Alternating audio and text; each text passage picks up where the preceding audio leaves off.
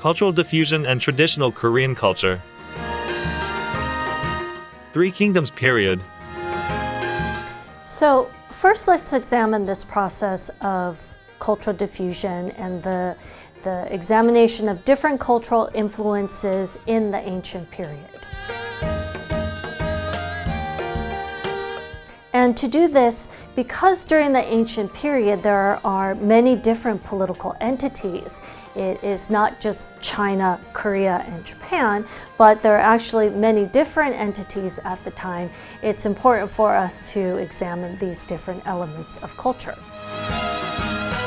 How do you define culture? In Korea, we begin with the Three Kingdoms period. We have Goguryeo, Baekje, and Silla, and this period roughly spans the time from 57 BCE to 668 CE. Now, what we see here is a rough map of the three different kingdoms, but the ancient period is really characterized by fluctuation, by changing borders and population movement. Because the borders are not well defined, we see that the borders and the contours of the states also change, as well as the populations moving from location to location, or the jurisdiction of these states expanding and contracting.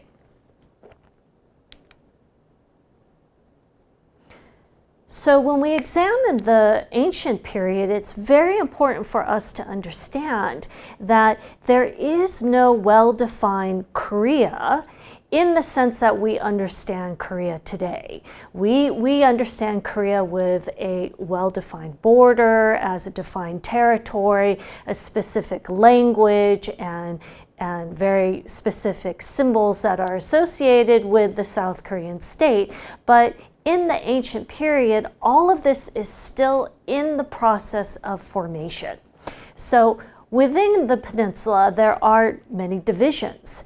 And as this map indicates, there are different rivers, there are different mountain ranges, and generally it is the natural barriers that act as the dividing between the different kingdoms. But as certain kingdoms increase their power and their strength, and they expand their territories, meaning that other territories, neighboring territories, then must contract, the borders are constantly fluctuating, and the populations are also moving. So with this fluctuation, there's also a very high level of exchange of ideas and cultural influences.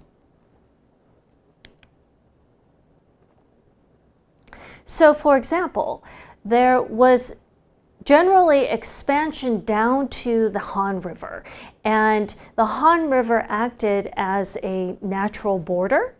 The Han River is also where contemporary Seoul is, and the capital has existed for many centuries. It was also acted as the Baekje capital around the 4th century CE. But we see that there was quite a bit of conflict around that area, and so Goguryeo at one point expanded its territory down to the Han River and even further south. We have evidence of this with the excavation of a Goguryeo fort in the 5th century, from the 5th century. But we also see that there were Silla campaigns, and Silla tried to expand its territory further west into the area around the Han River as well. And so we have quite a bit of evidence from this ancient period that shows that at some point, one of these three different kingdoms did occupy the area around the Han River. We also see evidence of quite a bit of political exchange. So, for example, this is an image of a bronze bowl that was excavated from Gyeongju, the former capital of the Silla Kingdom, which is all the way in the southeast eastern region of the peninsula. But on the bottom of this bowl, there is an inscription of the king Gwanggaeto, the great king Gwanggaeto. And he is the king from Goguryeo. So we can see that there was exchange and political intercourse between these two kingdoms.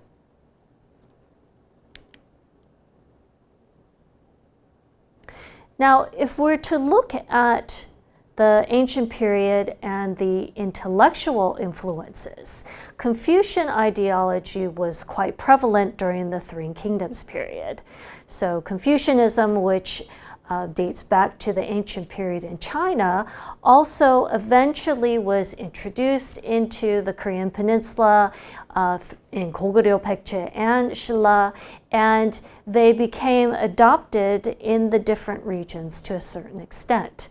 So, for example, if we look at older documents, there is mention of Goguryeo education and the description of Goguryeo and Baekje in Tang records, which indicate that in Goguryeo, the people loved education and they loved books, and so they would build what is called a gyeongdang, where the people of Goguryeo would go to be educated, and they would read the five classics and other Confucian texts, and this is recorded in the Old Book of Tang.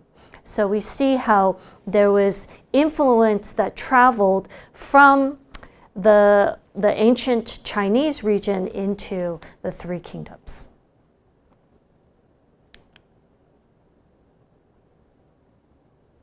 We would also be remiss if we did not mention Buddhism and the influence of Buddhist philosophy and the religion on the peninsula. So Buddhism, originating in India, eventually traveled into China and made its way into Korea and eventually Japan. But Buddhism, as it was introduced during the Three Kingdoms period, it was appealing because it was an organized religion.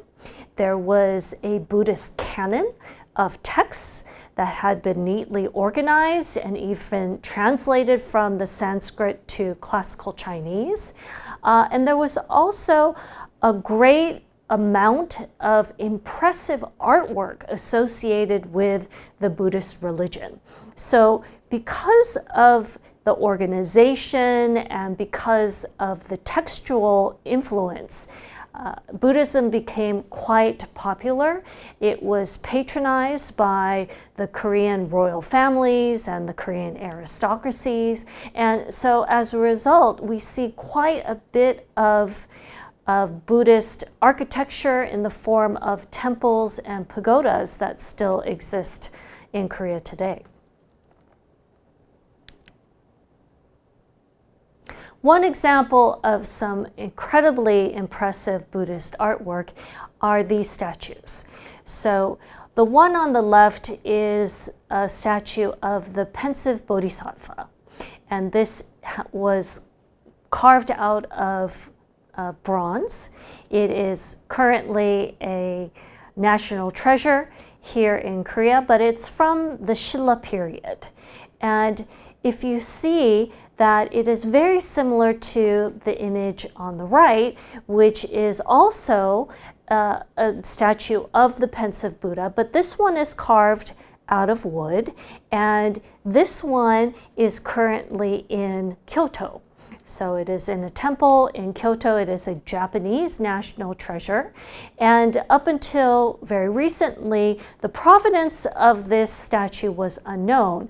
But a few years ago, the Japanese government and Ministry of Culture acknowledged that this particular statue was a gift from Korea. And so many art historians, they guess that the craftsman of these two statues was probably the same person. So again, we see how cultural influences travel from one region to another. But because Many Buddhist statues in Japan are carved out of wood. Since there's an abundance of wood in Japan, we see that the materials used are different in the two countries.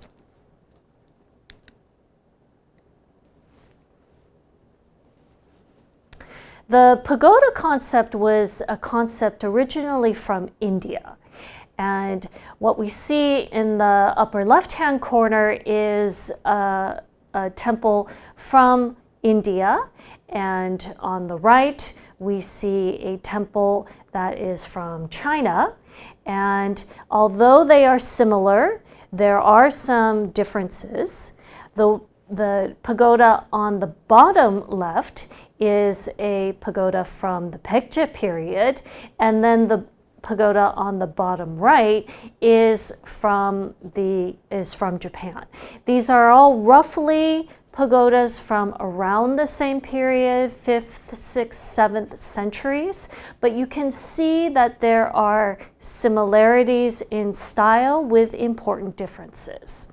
So again, we see how the cultural influences are introduced to the region, but then adapt to the local context in terms of styles and materials, and then take on their own local character.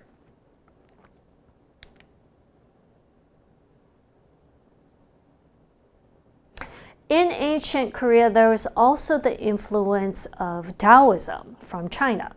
So we can see the influence of Taoism in, for example, tomb wall paintings from the Goguryeo dynasty. There were paintings that remain from the 6th century from a complex of tombs.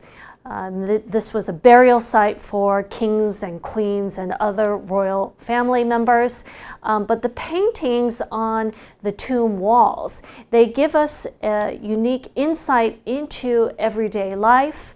The one pictured here is from the tomb of King Dongmyeong, and we see that it incorporates both depictions of daily life, but also of mythology. So, for example, the 4 fantastic beasts, these are depicted in these murals, and this is a Taoist Chinese influence, but then there are also depictions of everyday life that depict life within the Goguryeo dynasty. So, for example, a close-up of a part of the mural is that we see traditional wrestling. This is a depiction of traditional wrestling. On the left-hand side, this is from the 5th century Goguryeo kingdom. And then on the right side, we see something that is very similar. This is also a depiction of wrestling, but it's from the 18th century during the Joseon dynasty. The positions and the motions are very similar in the two, but we can see slight differences not only in terms of the materials used and the way that it is presented, but also in terms of clothing and hairstyle. So we see that indigenous culture based around wrestling was something that continued from the ancient period through the Joseon dynasty, but the depictions of it change over time. These are the keywords for this class: cultural influence, fluctuating borders, exchange of ideas, spread of Buddhism,